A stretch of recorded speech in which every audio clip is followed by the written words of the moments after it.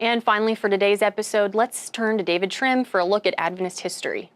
This week, learn about one of the church's former executive secretaries who served the church for nearly 50 years. Welcome to This Week in Adventist History. On March 1st, 1913, Clyde O. Franz was born to missionary parents in Cuba. An accounting graduate, in his late 20s, he served as secretary-treasurer of conferences in the United States, before he and his wife, Lois May, accepted a call to serve as missionaries back in the Caribbean, where Clyde had been born.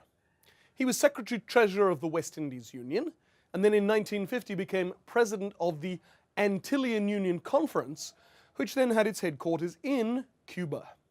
From 1954 to 61, he was secretary of the Inter-American Division, followed by 5 years as the division treasurer.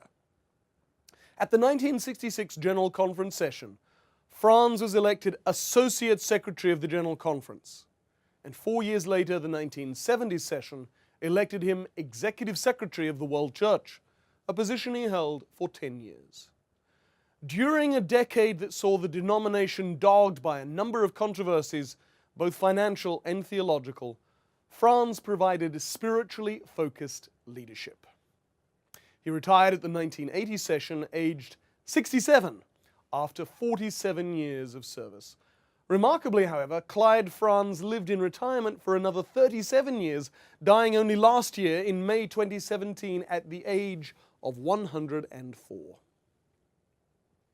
Also on March 1st, but 46 years later in 1959, the Adventist Medical Center, a new 15-bed hospital, opened on the outskirts of Naha, the capital city of Okinawa Prefecture in Japan. The hospital was the outgrowth of a small clinic opened 6 years earlier. Today, Adventist Medical Center in Okinawa is a 389-bed hospital that treats some 500,000 patients every year. And that was This Week in Adventist History.